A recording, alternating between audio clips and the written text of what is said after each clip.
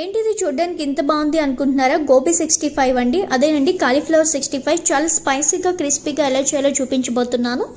ముందుగా వాటర్ని బాగా మరిగించండి. కాలీఫ్లవర్ని అలా హాట్ వాటర్లో వేసి కొంచెం సాల్ట్ కూడా వేసి 10 నిమిషాలు పక్కన ఉంచేయండి.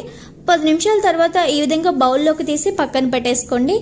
తర్వాత మరొక బౌల్ తీసుకొని అందులోకి అల్లం వెల్లుల్లి పేస్ట్, కొంచెం సాల్ట్, మిరియాల పొడి, కారం, గరం మసాలా, సోయా సాస్, అలాగే చిల్లీ సాస్, టమాటో కెచప్, పావు కప్పు వరకు నీళ్లు వేసి మొత్తం ఒకసారి బాగా కలుపుకోండి.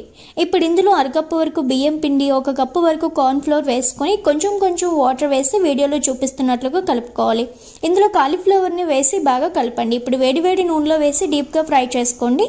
అందులోనే కొంచెం కరివేపాకు, కొన్ని పచ్చిమిర్చి వేసి ఫ్రై చేసిన కాలీఫ్లవర్లో వేసి మొత్తం ఒకసారి మిక్స్ చేయండి. అంతేనండి, టేస్టీ కాలీఫ్లవర్ 65 రెడీ అయిపోయింది. మీరు కూడా ట్రై చేసి ఎలా ఉందో నాతో షేర్ చేసుకోండి. Thank you for watching.